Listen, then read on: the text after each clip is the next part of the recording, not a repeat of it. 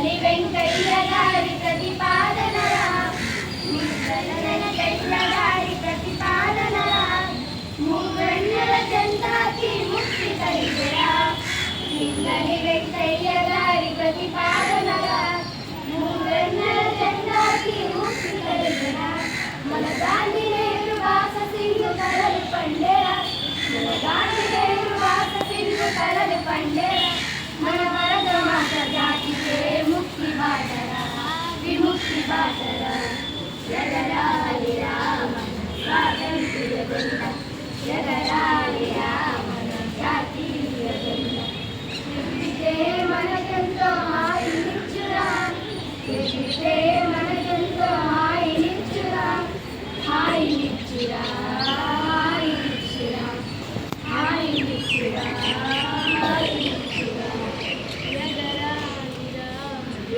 స్వాతంత్ర్య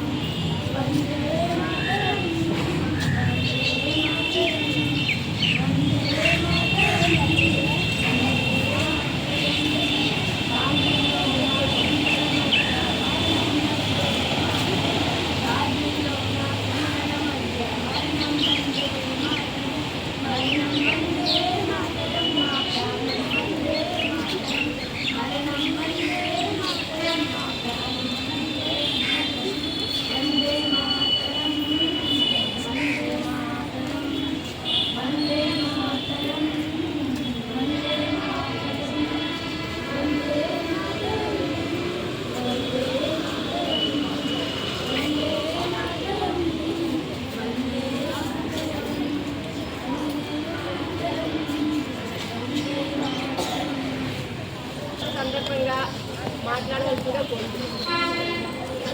ఈరోజు సందర్భంగా భారతీయులకు ఇచ్చిన ఇతర ఉపాధ్యాయులకు అలాగే పిల్లలకి స్వతంత్ర దినోత్సవంగా అయితే 1947 ఆగస్టు 15వ తేదీన మన మన భారతదేశము బ్రిటిష్ వారి పాలన నుండి అయితే దీనికి ఎందరో మహానుభావులు అయిన మహాత్మా గాంధీ, తర్వాత నేతాజీ సుభాష్ చంద్రబోస్, భగత్ సింగ్, జవహర్లాల్ నెహ్రూ మరియు అనేక లక్షల మంది గుర్తులేని వ్యక్తుల త్యాగ ఫలంగా మనకి స్వతంత్రం లభించింది. ఈరోజు మనము మన తర విద్యార్థులు స్వతంత్ర విలువలు, దేశభక్తి, ఇంకను బాధ్యతలు నేర్చుకునే అద్భుతమైన అవకాశం కల్పించింది. ఇప్పటికీ మన దేశము అనేక సమస్యలు ఉన్నాయి. ఉదాహరణకి పేదరికం, తర్వాత నిరక్షరత, అవినీతి అంతా తొలగాలంటే మనమందరూ మంచి పౌరులుగా మారాలి. చదువు ద్వారానే మనం ప్రగతిశీల ప్రాంతాన్ని నిర్మించవచ్చు. ఈ భూమి మనది భారతదేశం. దీనికి అభివృద్ధి పదంలో నడిపించిన బాధ్యత మన అందరికీ ఉంది. అందుకే ఈరోజు ప్రతి విద్యార్థి, ప్రతి పౌరులు దేశ అభివృద్ధి పదంలో నడిపించిన బాధ్యత తీసుకోవాలి. అలాగే ఈ మంచిగా చదువుకొని సమాజానికి మంచి పౌరులుగా మారాలి. ఏమంటే దేశ భవిష్యత్తు నేటి బాధలే రేపటి పౌరులు.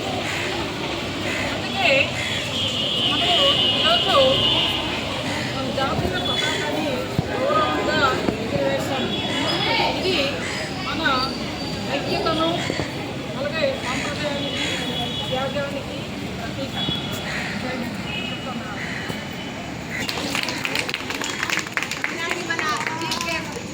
సురేష్ గారు మన స్కూల్ కమిటీ చైర్పర్సన్ గారిని మాట్లాడుతున్నారు.